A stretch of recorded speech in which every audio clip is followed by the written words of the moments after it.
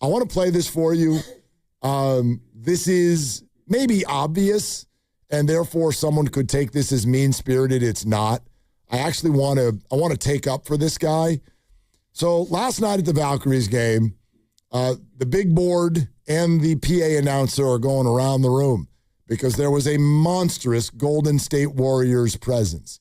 5 people got the shout-out.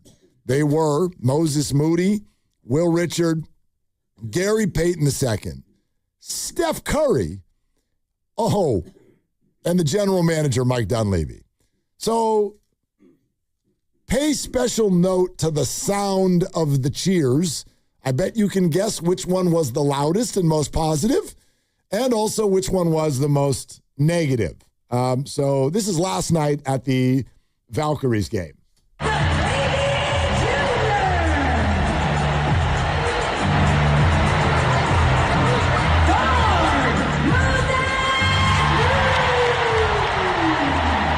Moody.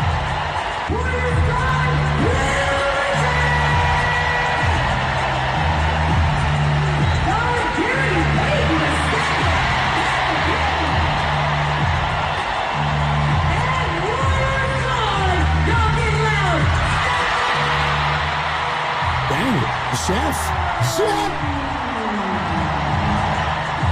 Hey, that first one was Mike Dunleavy, and that sounded kind of like a moan. I didn't even hear it. I'll play it again, yeah. and then Granny, pull it down. Because, right out of the gate, she goes, Mike Dunleavy Jr. Here it is. Yeah.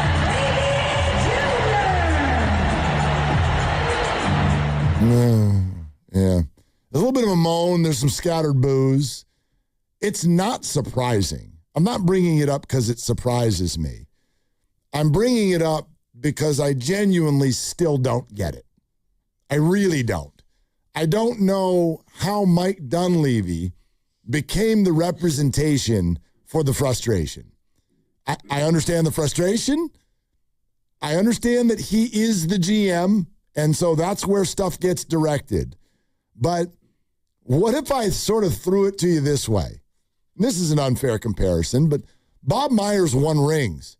Bob Myers, I think, is really, really good at 2 things, and it showed itself again this offseason. He's such a great people person that I think he does really well in the room with a free agent, and I think that Bob did really, really well in terms of managing personalities once they were already in the room. Famously, he was the guy that Draymond would go to when things would kind of get out of whack a little bit.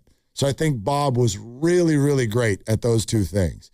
But I think one of the things people point to a general manager to do most is draft well.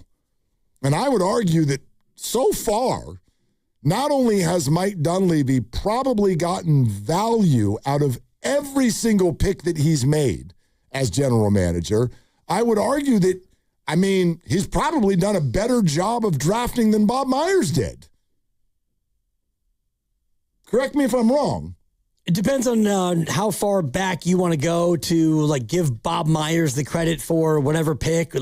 Was he the assistant GM? Was he the actual GM? And you always talk about Mike Dunleavy and what picks that he had to actually make. You look at what Bob Myers had. He didn't have a lot of first-round picks either. No, but when he had them, that's when, if you're mad right now because the Warriors don't have, whenever you hear someone go, they don't have any young talent that the rest of the league wants for a trade, well, wouldn't you point to the 2 lottery picks that Bob Myers had that didn't go well? And if Bob's going to get credit for being the assistant GM, who was Bob's assistant GM? It was Mike Dunleavy. So, I mean, do you know what I'm saying? I do know what you're saying, but I think that one piece that maybe you're not missing it, but the one thing that I will point out is the GM, it's about the court of public opinion. Yep. And I think about Farhan Zaidi as we look at the San Francisco Giants and what they're currently dealing with. If you look at what Farhan did, all the trades, the micro moves, the draft picks, turns out he did a lot better than what people think that he did, and it was based on the fact that he was an analytics guy. He was a spreadsheet guy. He didn't really connect with the media. He's not a great talker, and I do think that Mike Dunleavy is a little bit of the same kind of guy. He's not as analytically driven, but I don't think that Mike is nearly as good with the microphone as Bob Myers is. So not even close. Right. So when you listen to Mike Dunleavy and you hear him say, oh, Draymond was, he was never shopped at the deadline. And Draymond a day later was like, yeah, I was shopped. And I talked to my wife because I thought we were on the move. And I do think that some of that is kind of beleaguering Mike Dunleavy where it didn't really hit Bob Myers the same way. There's no question. There's a likability quotient to this, and Bob Myers is going to be unmatched when it comes to that. So I think that's a completely fair point that you're making. By the way, you're listening to 95.7 The Game, KGMZ FM and HD1 San Francisco and Odyssey Sports Station, the home of the Golden State Warriors and Valkyries, always live on the free Odyssey app, coming to you live from the Laughing Monk Studios. We have conversations like this, and immediately kind of the pushback is, oh, gosh, what are you saying? We're not allowed to criticize the guy? That he's perfect? And it's kind of a funny retort because I'm like, that's never true. Nobody is so awesome that they are totally above criticism. Actually, except for one person, that would be Steph. If you have a criticism of Steph, I'd love to hear it. I don't know what the hell you're talking about, but fire away. But outside of that, in terms of the job that people do, whether it's Dunleavy, whether it's Kyle Shanahan, whether it's Brock Purdy as a quarterback, whether it's Rafi Devers in his swing, whatever. Nothing bats 1,000. Nothing is perfect. But I do firmly believe that I am in a very fair space to say that Mike Dunleavy's current reputation is out of whack. Based on his performance, his reputation is out of whack.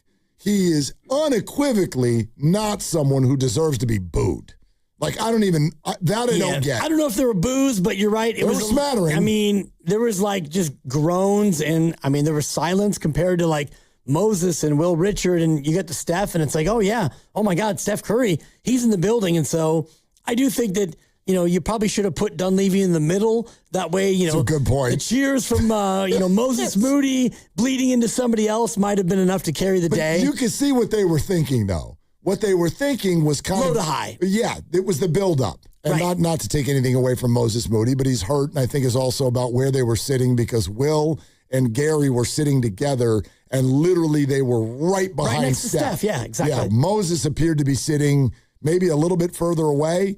I don't know, maybe he needed more leg room. Right. I don't know. My question is, where was Pods? I guess Pods is out there training somewhere because this was it's a Pod special. He's the number one fan, and you're in a spot where you're going to clinch. And so. Yeah, but he doesn't live here. And so, if camp hasn't opened yet or whatever, makes sense. I can tell you where Pods is. He's training in Florida right now. There you go. Is he coming on this week? Yes, at some point. Don't know exactly when yet. There you go. I'm sure he was watching. No doubt. Yeah. And I'm sure that he's already trying to lock in on the playoff games and the rest of it. And I'm not sure if you heard the Steph comments about, the Valks and the season. And he's like, yeah, I hope that their playoff run just dovetails right into the start of our season and we keep this thing going. Yeah. So I think that, you look at Steph and you mentioned this before, he doesn't seem to have many missteps, if any at all. And, Mike Dunleavy, we remember him as a player and he was overdrafted and his career here was underwhelming. It wasn't bad, but he was the number 3 overall pick. Yeah. And if you compare him to Kuminga and Wiseman, well, he had a better Warrior career than both of them. Oh, no question. No doubt. That one's always interesting to me. I know you and I and others in the building and plenty of people listening are old enough to remember that.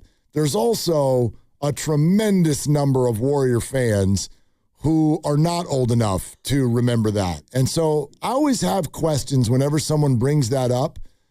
A, do you actually believe that Dunleavy's reputation as a GM is being affected by his Warriors playing career? So number one, the question is that happening? And number 2 is, if that's happening, is that fair?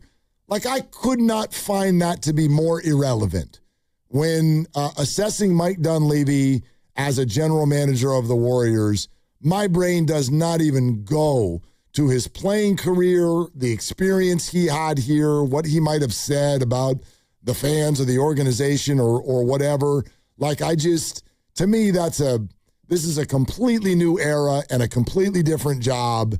And I don't find those two things to be attached. I just wonder, like, how old you have to be to have that feeling. And, we always go to Mark Grandy, who's our 30-year-old producer. And, now he is, the assistant brand manager, and he's on his way to bigger and better things. Big and deal, yeah. Dunleavy left in 2007, which means that Grandy was probably 10 or 11 when that happened. So his thoughts and memories of Mike Dunleavy as a player are probably few and far between. And it was the greatest trade in my history as a sports fan at that point.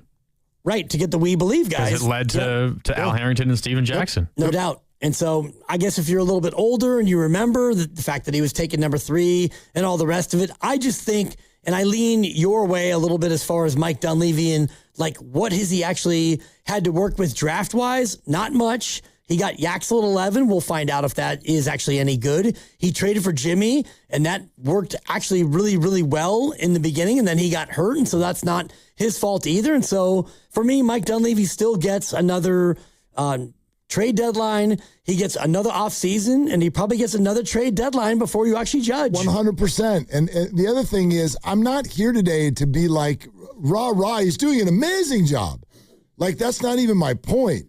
I guess my point is I don't understand where the negativity comes from, the finger pointing comes from. Somebody just texted in, thank you for doing so, 650, I was at the game and there were boos. But then goes on to say, who's going to cheer for a GM more than the players? I wasn't suggesting that. But then says nobody knows who Mike Dunleavy is at a Valkyries game. Oh, sure they do. Sure they do. I'm not saying they all do. I get that the Valkyries do have their own fan base. And I know a number of Valkyrie fans, season ticket holders, in fact, who, that's what they like, Valkyries. They couldn't care less about the Giants or anything else going on.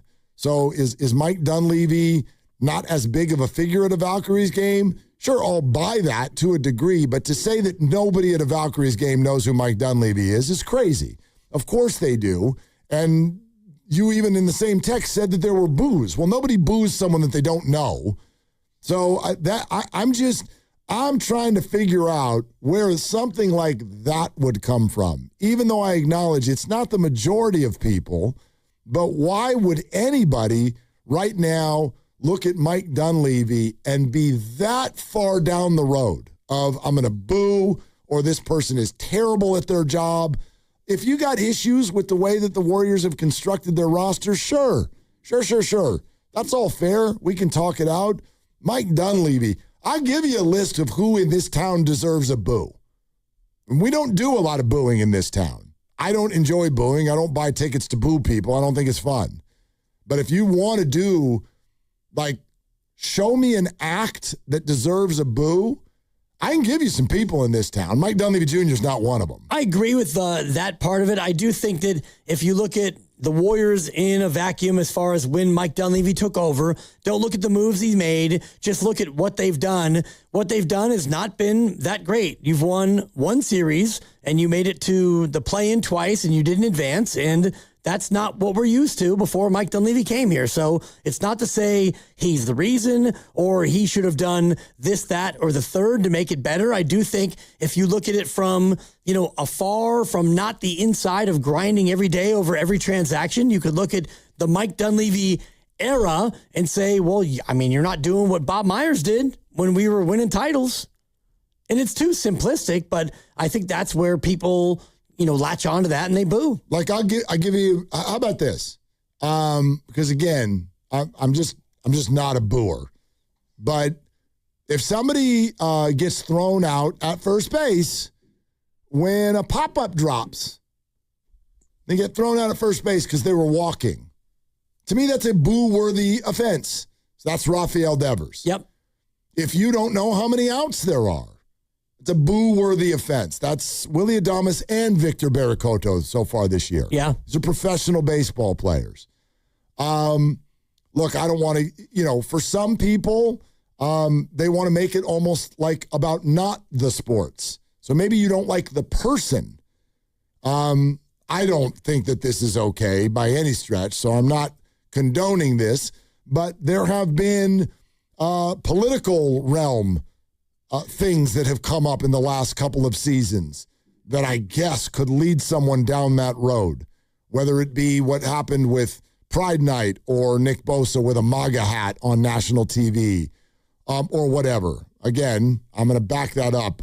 I do not find that to be boo-worthy, but I'm trying to understand. I'm trying to understand what gets you to boo. Maybe you're just drunk. But what gets you to boo and what would get me there? It would have to be like I'm not running, therefore I'm not trying, or I've done such a poor job. Like, you can't boo Buster Posey because he's Buster Posey, but if his name was Mike Dunleavy, then I could understand why you moaned. Because you hate the team that this person put together. But I think that he's built up enough Teflon to where, of course, if he was like out there at the Valkyries game, the Giants are here tonight, ladies and gentlemen, it's Buster Posey, I don't think that he gets groans or boos, even though his year and a half has been more disastrous than Dunleavy's. Right. But that's because he's Buster Posey. And he's built up more credit. One of the most cherished athletes in the history of this market, and also was on the playing field giving us wonderful memories as recently as 5 years ago. 5 years ago, he had an all-star level season. So that's different. But those are the things that, to me, you could at least explain. I, for the life of me, I'm not here to tell you that Mike Dunleavy's done a perfect job. But to moan or boo the reputation that I see spill out either on social media or even the callers that we get on this show, I'm at a loss for why you would feel that way about Mike Dunleavy. It's a little early for me. Like, you cannot love what he's done so far with, the trade of, you mentioned Jordan Poole, and you get nothing back for it, and that turned out to be a disaster, but he was new on the job and all the rest of it. And, the deadline, and this summer you basically did nothing, and now you're running it back, and you can be frustrated. But I look at it more from 30,000 feet and see that there isn't a lot that he really could have done. He's in a little bit of a spot right now. Devondre Campbell, that's a boo. Right. He walked off the field. Yeah. He quit on the team. By the way, I don't boo. We were there. But if the 49ers, if he were to show up to camp and actually get announced on the field, if you announced Brandon Ayuk, I'm a boo. I boo.